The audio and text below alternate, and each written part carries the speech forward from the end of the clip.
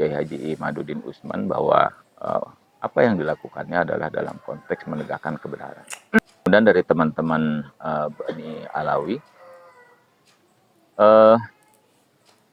cobalah jadikan ini bahan introspeksi, ya, bahan introspeksi karena jujur bagi bukan cuma bagi orang-orang yang tidak suka dengan Anda, ya. Bukan cuma bagi orang-orang yang berbeda pandangan politik dengan Anda, tapi bagi orang-orang lain, terutama orang-orang yang diam seperti para pelaku budaya, itu mereka lebih banyak diam, tapi melihat ada beberapa perilaku yang tidak menunjukkan akhlak yang baik, sama sekali tidak menunjukkan akhlak Rasulullah, bahkan bertentangan dengan akhlak Rasulullah. Banyak statement-statement yang seperti Pak Mahfud MD sampaikan, banyak statement-statement, dan itu nggak bisa dibantah karena videonya masih banyak berseliweran di medsos. Statement-statement yang menyakiti nasionalisme orang-orang Indonesia, menyakiti nasionalisme orang-orang yang sangat mencintai tanah air. Berhentilah berhentilah merasa paling mulia, berhentilah merasa paling tinggi, berhentilah merasa paling layak dihormati, ya. Man saiki lho, sik ana sing ngomong DNA ra kangge. Koncone ning Malihai ana sing dalem. DNA ra kangge, suwe-suwe ngomong hasil otopsi rasa. Suwe-suwe forensik nggak akurat. Suwe-suwe basmah sidik jari boten akurat. Masihkah belum percaya bahwa Ba'alwi atau habaib bukan dzurriyyah Rasulullah Shallallahu Alaihi Wasallam? Bagi yang masih percaya bahwa habaib dzurriyyah Rasulullah Shallallahu Alaihi Wasallam, pertanyaannya, bisakah mereka membuat kajian ilmiah yang bisa membuktikan bahwa habaib dzurriyyah Rasulullah Shallallahu Alaihi Wasallam? Assalamualaikum warahmatullahi wabarakatuh. Bismillahirrahmanirrahim. Alhamdulillahirabbil alamin. Allahumma shalli wa sallim wa barik ala sayyidina Muhammadin wa ala alihi wa ashabihi ajma'in, amma ba'du. Pemirsa, saudaraku sekalian, dimanapun Anda berada, sebangsa setanah air, yang semoga senantiasa dilindungi oleh Allah Subhanahu wa Ta'ala, dimudahkan segala urusannya. Pemirsa sekalian, tesis Kiai Haji Imaduddin Usman Al-Bantani semakin hari semakin makin hari ya bertambah, satu persatu mulai muncul para kiai. Alhamdulillahirabbil alamin, mulai bermunculan para kiai-kiai berkomentar untuk memberikan dukungan kepada Kiai Haji Imaduddin Usman Al-Bantani. Ya, ini tentu kenapa agak lambat para kiai ini merespon. Tentunya kita mengetahui bersama bahwa para kiai ini kesibukannya luar biasa. Ya, kesibukannya untuk mendidik umat ini luar biasa. Akhirnya pasti kita pahami beliau tidak begitu paham tentang medsos, ya, kurang begitu mendalami tentang kondisi yang terjadi di medsos. Bisa jadi karena apa yang dilakukan Kiai Imaduddin Usman Al-Bantani, para kiai ini belum melakukan kajian apa yang disampaikan Kiai Imaduddin Usman ini. Nah, itulah mungkin dari para kiai ini agak lambat ya untuk merespon masalah Kiai Imaduddin Usman Al-Bantani ini. Tapi saya yakin juga, kita semua pasti yakin bahwa semakin hari akan semakin bertambah ya, para kiai-kiai akan mulai bermunculan untuk memberikan dukungan kepada Kiai Haji Imaduddin Usman Al-Bantani, karena apa yang disampaikan beliau ini memang ilmiah. Dan di video kali ini, Assalamualaikum warahmatullahi wabarakatuh. Sampurasun. Sudah lebih dari 2 tahun polemik nasab, dan hampir setiap hari selalu ada orang yang datang ke saya selaku Ketua Balai Adat Keariaan Tangerang yang menanyakan tentang polemik nasab ini. Saya kira saya akan berbicara di sini sebagai Ketua Balai Adat Keariaan Tangerang, di mana organisasi ini adalah satu lembaga yang dibuat oleh masyarakat Tangerang. Dalam hal ini adalah mereka yang peduli dengan penggalian dan pelestarian sejarah, seni, serta budaya khususnya Tangerang. Yang di dalamnya ya tentu saja terkait dengan sejarah dari berbagai daerah dan nasional. Karena ternyata tidak ada sejarah yang berdiri sendiri. Terkait polemik nasab ini, tentu saja bagi kami ini adalah keadaan yang sangat memprihatinkan, karena makin ke sini ternyata polemik ini semakin memanas dan sepertinya akan menimbulkan gesekan yang sangat keras. Seharusnya polemik ini bisa berhenti sejak awal apabila mereka yang merasa dikritisi menyikapinya dengan legowo, dengan dengan rileks, dengan santai, menjawab semua tantangan dengan cara yang seharusnya. Tetapi karena kritisi ini kemudian ditanggapi dengan sikap-sikap yang menurut kami itu sikap-sikap arogan, ya, sikap-sikap yang tidak dewasa, maka polemik ini menjadi semakin memanas. Memang saya kira tidak ada seorang pun yang sanggup begitu saja melepaskan hegemoni kegagahan, apalagi hegemoni kemuliaan. Kemuliaan yang didapat dari perlakuan banyak orang yang dalam tanda petik menghamba pada kita. Kemuliaan yang di dalamnya juga menjaminkan kehidupan, menjaminkan kesejahteraan, menjaminkan kehormatan.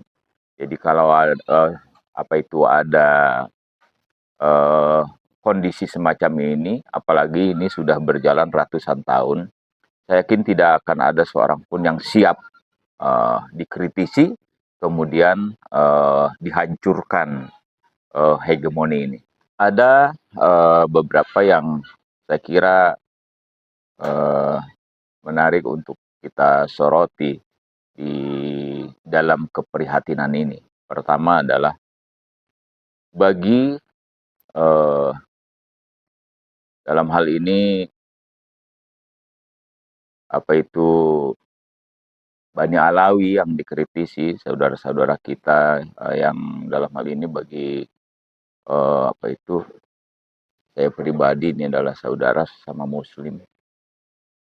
Jelas tidak akan siap melepaskan semua predikat kemuliaan yang selama ini disandang, yang predikat itu kemudian membuahkan nilai-nilai kemanusiaan yang sangat luar biasa. Di situ ada nilai keagungan, di situ ada nilai kehormatan, di situ ada nilai kemuliaan, di situ juga ada nilai kemudahan-kemudahan ekonomi, dan lain sebagainya. Tentu saja tidak mungkin semudah itu siap menerimanya.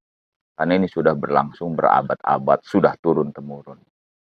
Kemudian yang kedua adalah para muhibbin. Ya, bagi para muhibbin tentu saja berat. Berat mengetahui bahwa orang yang dimuliakan itu berdasarkan kritisi yang muncul ternyata bukan zuriat Nabi. Ini berat bagi para muhibbin menerima kenyataan ini. Karena doktrin-doktrin yang dilakukan selama belasan tahun, puluhan tahun, atau bahkan mungkin sudah lebih dari puluhan tahun ini sudah demikian melekat dalam diri para muhibbin ini, bahwa mereka selama ini mengabdi pada orang yang dimuliakan gitu, orang-orang yang sangat mulia karena zuriat Nabi. Dan begitu mengetahui ada yang mengkritisi bahkan dengan kritikan yang sangat kuat, dengan data yang sangat kuat dan sulit sekali dibantah, ini tentu saja mereka akan sulit menerima kenyataan ini. Dan walaupun mohon maaf ya, sayang sekali bahwa ketidaksiapan itu kemudian memunculkan reaksi yang sangat sekali lagi menurut saya itu sangat tidak dewasa gitu. Kemudian selain para muhibbin, yang berikutnya adalah orang-orang yang selama ini tidak menjadi muhibbin, orang-orang yang bisa jadi membenci Bani Alawi, membenci karena banyak sekali juga orang-orang yang tidak suka ya, atau membenci kelompok ini.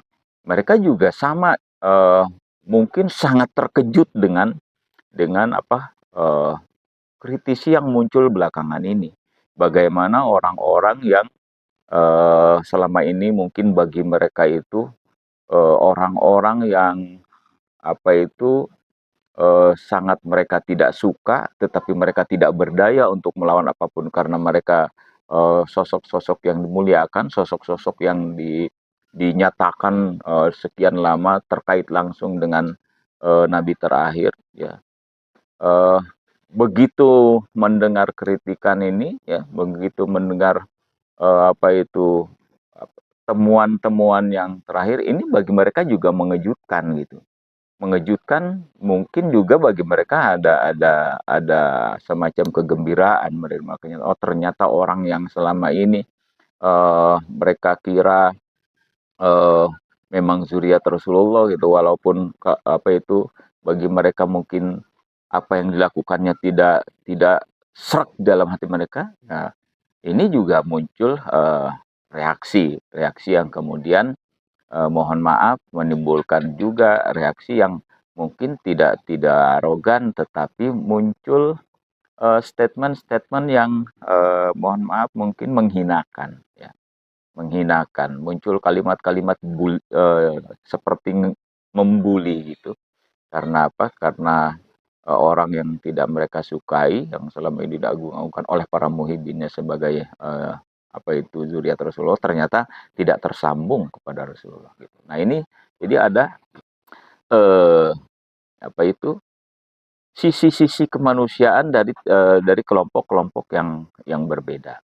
Lalu di akhir-akhir ini polemik ini juga sepertinya harusnya sudah sampai finish. Tetapi tentu saja tidak semudah itu juga diselesaikan. Bagi mereka yang tercerahkan dengan kritisi yang dimunculkan oleh Kiai Haji Imaduddin Usman dari Kresek, Tangerang, Banten, ini mungkin yakin sudah finish. Seperti misalnya Raden Haji Roma Irama gitu, yang saya lihat di Facebook, beliau sudah tegas menyatakan bahwa sejak hari beliau memposting, maka beliau sudah menyatakan bahwa hakul yakin bahwa dia berkeyakinan bahwa Bani Alawi itu bukan zuriat Nabi gitu. Tetapi beliau juga dengan tegas menyatakan pengetahuan ini sama sekali tidak merubah kecintaannya pada para Bani Alawi. Kemudian di kalangan politisi kita tahu bahwa ada Mahfud MD, ini tokoh nasional yang bagi masyarakat Indonesia tentu saja sangat penting ya. Beliau sendiri juga dengan tegas menyatakan bahwa dia tidak percaya bahwa Bani Alawi itu adalah keturunan Rasulullah. Ditambah lagi dengan kenyataan banyak sekali video-video di YouTube yang itu dengan tegas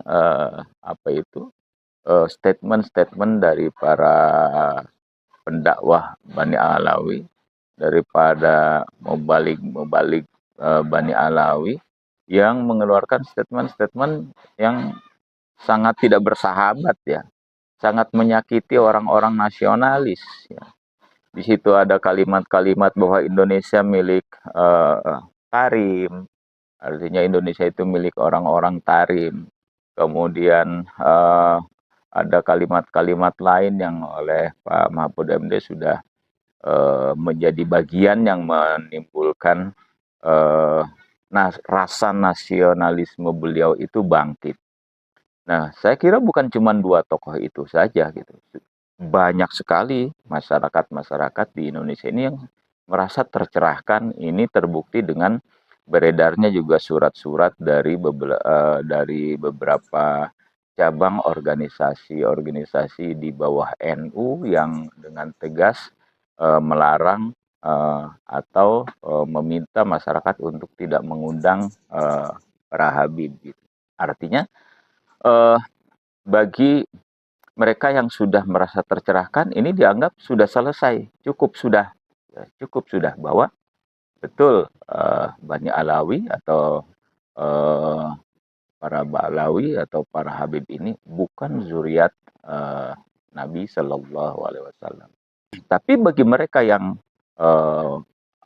sudah menjadi muhibbin yang sudah melekat dalam dirinya, tentu saja ini berat. Bagi mereka ini belum selesai. Seandainya ini mau dianggap selesai oleh saudara-saudara kita dari Bani Alawi dan para muhibbinnya, maka sikap yang harus diambil harusnya ya sudah diam gitu. Jangan lagi berteriak-teriak bahwa kami zuriat Nabi di dalam darah kami mengalir darah Rasulullah. Di dalam diri kami mengalir darah Rasulullah. Cukup bahwa keyakinan bahwa mereka zuriat Nabi ya sudah, pegang saja sendiri, tidak usah diteriakan kepada orang lain. Saya kira kalau sejak awal sikap ini diambil, ini tidak harus panas seperti sekarang. Keyakinan itu cukuplah pegang sendiri, diyakini sendiri, ya kemudian perlihatkan kelayakan perilaku, kelayakan akhlak sebagai zuriat Nabi, perlihatkan saja gitu. Nah kemudian apabila ini dirasa belum selesai, ya maka satu-satunya hal yang bisa dilakukan oleh saudara-saudara kita dari Bani Alawi adalah bagaimana caranya mereka bisa memperlihatkan fakta-fakta, ya, baik itu berupa manuskrip ataupun catatan-catatan, mungkin catatan kronik atau apa saja yang bisa membantah temuan-temuan dari Kiai Haji Imaduddin Utsman ini. Karena tidak bisa memang, ya, saya setuju dengan pemikiran para ilmuwan bahwa pengetahuan ilmiah, temuan ilmiah, fakta-fakta ilmiah memang harus dilawan dengan fakta ilmiah, dengan temuan ilmiah, dengan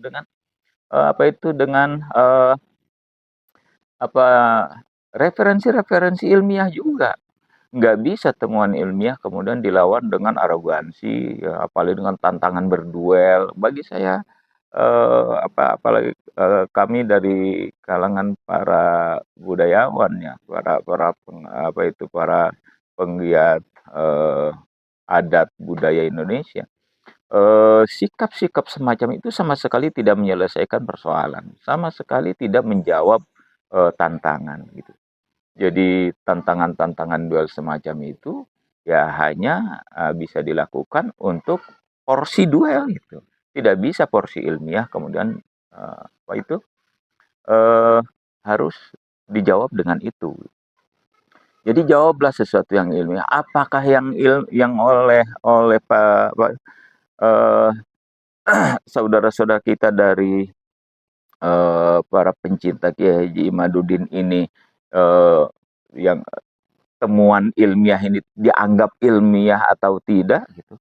Apakah oleh teman-teman apa itu Bani Alawi ini dianggap kurang ilmiah, mau dianggap seilmiah apapun, mau dianggap kurang ilmiah apapun, tulisan balaslah dengan tulisan gitu. Diplomasi balaslah dengan diplomasi, temuan balaslah dengan temuan gitu. Itu idealnya. Taruhlah misal ini bukan nggak dianggap tesis ilmiah, dianggapnya apa? Skripsi atau karya tulis. Ya, jawablah. Kalau itu tesis ilmiah, jawablah dengan tesis ilmiah. Kalau itu dianggap skripsi, balaslah dengan skripsi. Kalau itu dianggap makalah, balaslah dengan makalah gitu. Nah, ini yang sampai sekarang ini tidak pernah bisa dijawab dengan apa itu dengan baik ya, dengan baik oleh teman-teman dari Bani Alawi, bahwa ada orang-orang yang berusaha menjawab ya, ada beberapa orang yang menjadi wakil dari Rabithah Alawiyah untuk menjawab, tapi belum memberikan jawaban. Apa yang mereka lontarkan, apa yang mereka uraikan, sama sekali tidak mematahkan temuan-temuan dalam tesis yang dilontarkan oleh Kiai Haji Imaduddin Usman. Jadi bagaimana sikap kami di Balai Adat Kearifan Tangerang menanggapi hal ini? Bagi kami di Balai Adat Kearifan Tangerang, pertama, keadaan ini sangat memprihatinkan. Kedua, meminta kepada kedua belah pihak dari saudara-saudara kita Kiai Imaduddin Usman bersama kawan-kawan, setelah temuan-temuan yang benar-benar tidak bisa terbantahkan ini, tidak bisa dibantah sampai saat ini, janganlah ini juga membuat kemudian membuat mabuk kepayang ya, mabuk kepayang karena saya lihat ada beberapa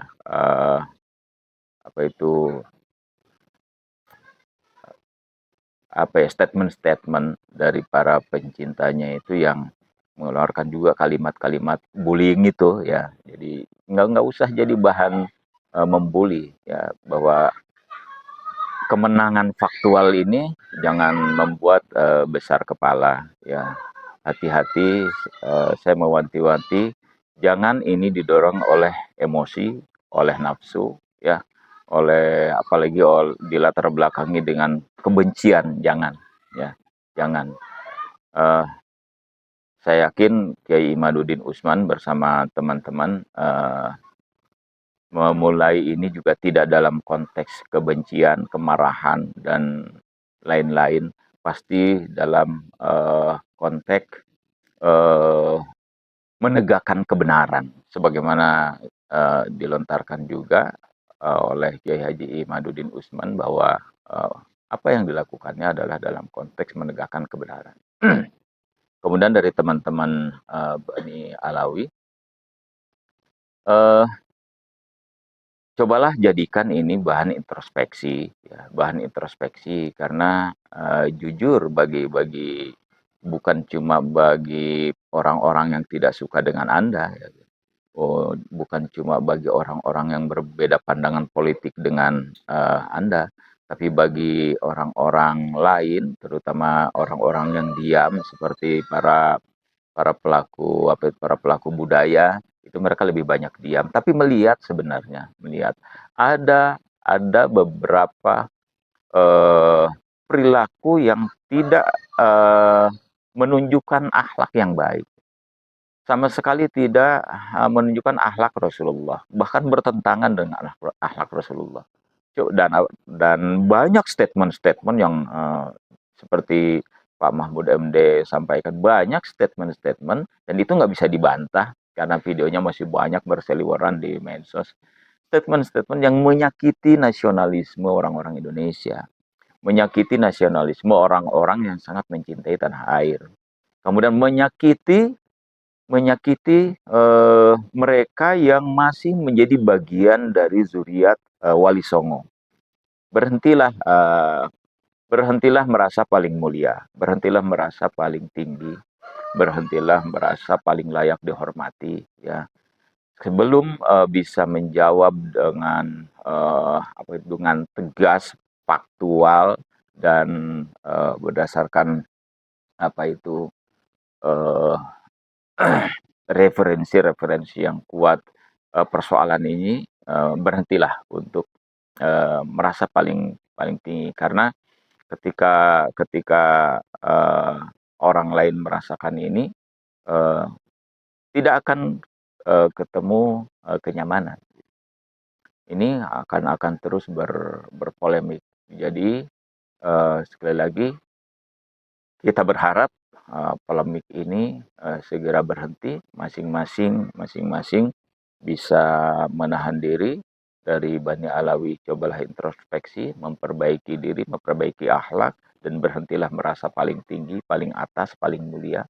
Karena sampai sekarang bantahan yang dilontarkan oleh Kiai Imaduddin Usman dan kawan-kawan itu hampir tidak bisa dijawab. Kemudian dari teman-teman Kiai Haji Imaduddin Usman dan kawan-kawan, agar bisa meredam para pencintanya untuk tidak melontarkan statement-statement yang mengejek, meledek, atau membuli gitu. Supaya persatuan ukhuwah kita sebagai muslim, kemudian persatuan NKRI kita tidak terganggu. Ada banyak yang dipertaruhkan ketika kita saling berkelahi, adalah kesatuan NKRI, adalah ukhuwah Islamiyah gitu.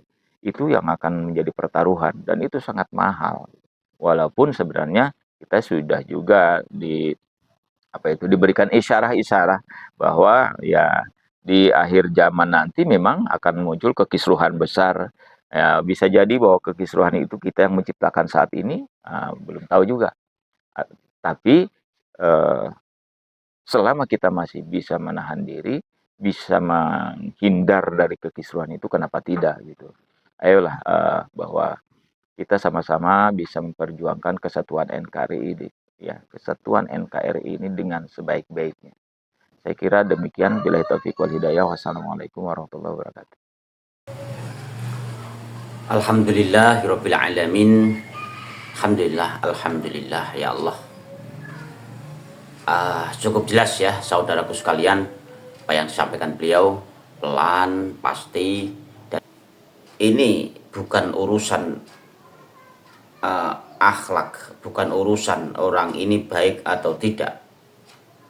Ini masalah nasab. Benarkah habaib ini ada keturunan dari Rasulullah Shallallahu Alaihi Wasallam? Hanya itu pertanyaannya sebetulnya, bukan masalah akhlak. Nah, gitu ya. Akhlak mereka, oknum-oknum habaib yang mungkin dianggap kurang pantas, ya, seperti omongan, cacian, hurufat dan lain sebagainya, itu hanya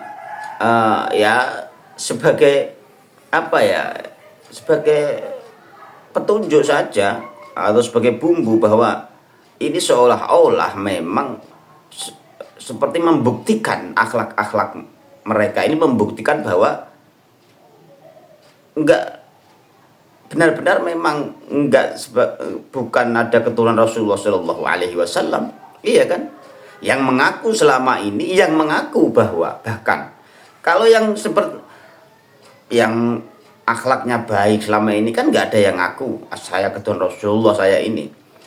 Yang justru yang sering keluar ngaku, para oknum-oknum ini yang sering mengaku di darah saya mengalir, di tubuh saya mengalir darah Rasulullah Shallallahu Alaihi Wasallam. Terus yang keluar itu justru yang menunjukkan akhlak yang sebaliknya gitu. Tapi pada dasarnya ini bukan masalah akhlak, bukan masalah perilaku, masalah bener nggak keturunan Rasulullah Shallallahu Alaihi Wasallam. Itu aja beres. Itu sebetulnya itu gitu loh. Makanya, dan beliau juga menegaskan bahwasanya belum ada Robito ini menjawab secara ilmiah kajian Kiai Haji Ismail Al-Bantani. Yang ada juga ya memang framingan ya kan, seperti apa yang disampaikan beliau, Mbah Hasyim mengakui. Padahal yang kita tahu antara mengakui dan mengisbat itu tetap beda ya kan. Mengakui, menghormati, mengakui dan menghormati itu tetap beda gitu loh. Bukan masalah itu. Dan ini semuanya bisa ngomong dalam arti mempertanyakan gitu. Makanya seperti Bang Haji Roma Irama ikut mempertanyakan, menyuarakan, mendukung Kiai Haji Ismail Al-Bantani, bukan menjadi ahli nasab. Ya di framing oleh golongan para pendukung Ba'alawi ini seolah-olah semua orang menjadi ahli nasab. Bukan. Kami ini semuanya memberikan dukungan kepada Kiai Haji Usman Al-Bantani gitu, ikut menyuarakan bahwasanya bener gak kamu ini, kalian ini keturunan Rasulullah, bener gak? Kalau bener buktinya mana?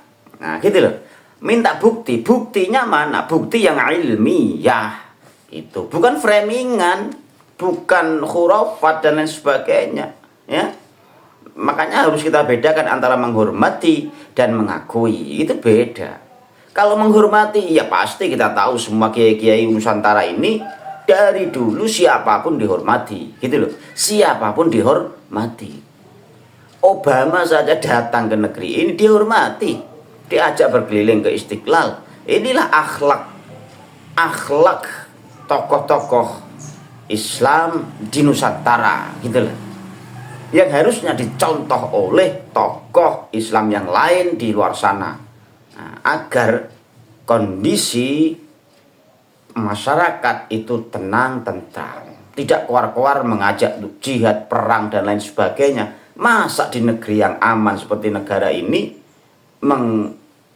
menyuarakan untuk berjihad, untuk berperang, mengajak masyarakat untuk menyiapkan aritnya. Nah, ini yang tidak pantas. Harusnya bisa malah mengerem masyarakat agar tidak ikut panas. Boleh panas di kepalanya, tapi hatinya jangan panas gitu loh, jangan panas itu, jangan emosi. Makanya kalau seperti itu selama ini, makanya karena ceramah-ceramah yang mungkin provokasi ya, akhirnya apa ya, masyarakat yang di bawah tidak tahu apa-apa karena diprovokasi mendengarkan ceramah-ceramah yang isinya Kiai Imad ini mengadu domba, Kiai Imad ini memecah belah.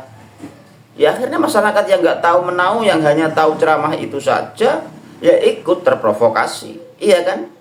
Dibuktikan bahwa kemarin perilaku di Karawang itu bisa jadi karena orang-orang yang cinta buta, diakibatkan dari cinta buta dan terpengaruh oleh ceramah-ceramah yang isinya provokasi ya kan, akhirnya seperti itu. Padahal kalau Kiai Imad disebut memecah belah, mengadu domba, di mana mengadu dombanya? Ini sebetulnya mempertanyakan kok, sepele masalahnya. Anda yang mengaku sebagai cucu Rasulullah, buktikan. Mana buktinya? Bukti ilmiahnya mana?